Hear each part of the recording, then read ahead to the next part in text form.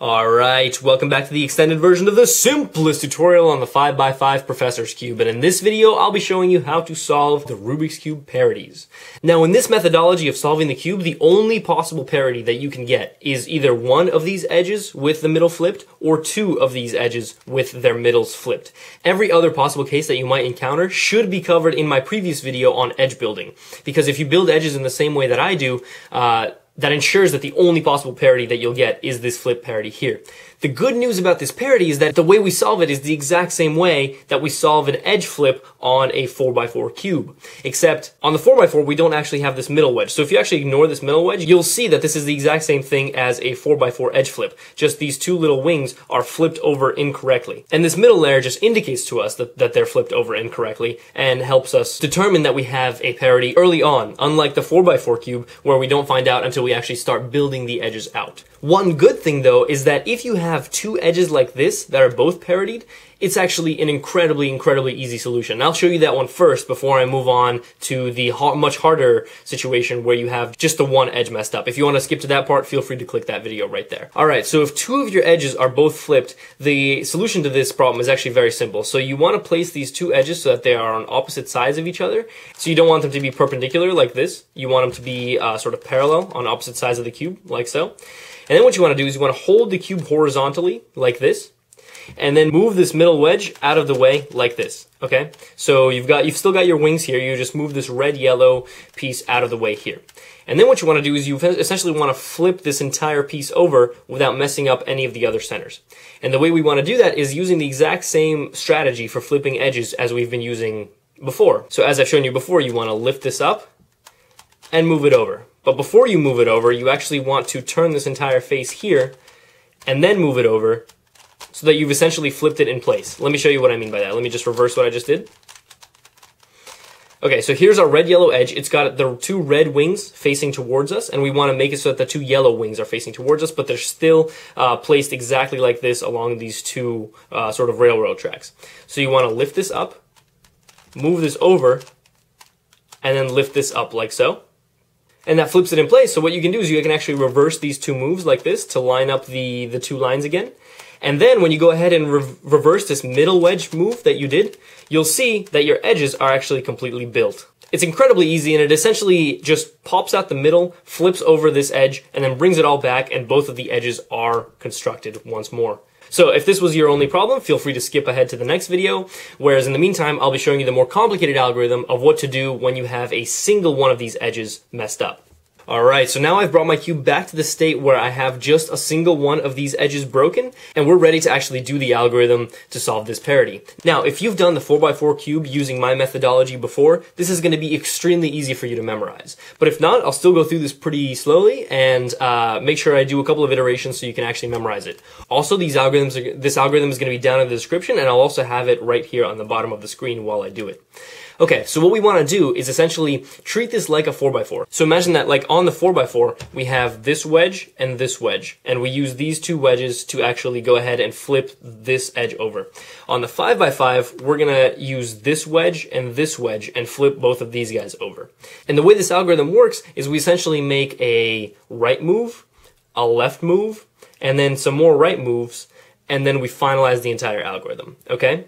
And what you need to keep in mind is that every single right move is associated with a double turn of the top face, and every single left move is associated with a double turn of the front face, okay? So right is associated with the top face, and left is associated with the front face, okay? Keep that in mind. Now, what we're gonna do is we're gonna do some work on the right, then we're gonna do some work on the left, we're gonna reverse that work on the left, and then do some more work here on the right, and then finalize the algorithm, as I've said before, okay? So keep that in mind as we go through this really slowly and try to follow along. Okay, so what we're going to do is we're going to begin by bringing down this right wedge. Like so. Now what we want to do is we want to turn the top twice. Since every single right move is associated with a turning of the top face, let's turn that twice. Like so. Okay, now we're done with the right side for now. We're going to move on to the left side. On the left side, we want to do the same thing. We want to bring down this left wedge and then turn the front twice. Since each left move is associated with a front face turn, after we move down the left side, we want to turn the front twice. Okay, now since we've brought down the left, we want to bring this left back up. We want to reconnect this yellow with this yellow, or whichever colors you're working with. So you want to lift this back up, lift this wedge back up, and then turn the front twice again. And remember that we are turning the front every single time we're making a left wedge movement. Okay, now we are permanently done with the left side. That's all we will ever need to do with the left side. So let's move back to the right side. On the right side, we want to turn the right wedge twice. So we want to bring it down once and down again. And every single time we make any sort of right move, we want to turn the top twice. So obviously, once again, turn the top twice. Now that we've brought this right down, we want to actually lift it back up. So we're going to lift up the right. And what do we do every single time we make a right move? We turn the top twice. Okay, so quick recap. We've brought down the right, turned the top, brought down the left, turned the front, lifted up the left, turned the front, brought down the right twice, turned the top, and now we've lifted up the right and turned the top. So now the final step is to actually bring down the right, and every single time we make a right move, we turn the top. Okay? Perfect. Now we are done with the right and left wedge movements. So what we're going to do now is actually finalize the algorithm. So what you'll notice is that you'll have a single line here and a single line here. And the important part here is simply to line these two lines up. So you want to make sure that these two lines are lined up like so. So they'll be on opposite sides like this. You'll have white here and red here. You want to flip this completely over so that they're both on the right-hand side. And then you want to reconnect them with their appropriate centers. This red actually has to go with this red center back here, and this white has to go with this white center back here. So what you want to do is you want to turn this right wedge down twice, like so. Okay? So now that these centers are connected, you're done, okay? And that's it. That's it. The centers are now connected, and as you can see, your red-yellow edge, or whichever edge you were working with to solve the parity, has been resolved. It's really, really straightforward, especially if you've done this on the 4x4 cube before, but I'll show it to you 2 more times, a little bit more slowly. The first time, I'm actually going to break this edge up again, and then the last time, I'm actually going to resolve it, and we're going to be ready to move on to the next step. So let me go through this one more time, a little bit more slowly. So what we do first is we bring down the right. That's the first move. We bring down the right. Now, what do we do every single time we make a right move? We turn the top twice. Okay, you good with that? Great. Now, what do we do next after we bring down the right? We want to bring down the left. We want to mirror this move and bring down the left. Every single time we make a left move, we want to turn the front twice. Okay, following that? So we brought down the right, turn the top, brought down the left, turn the front. Now we want to lift the left back up. We want to rebuild the center. We want to lift the left back up. That's the last we'll ever do of anything to do with the left wedge. And now we simply turn the front twice. Because every single left move should be associated with a front face double turn.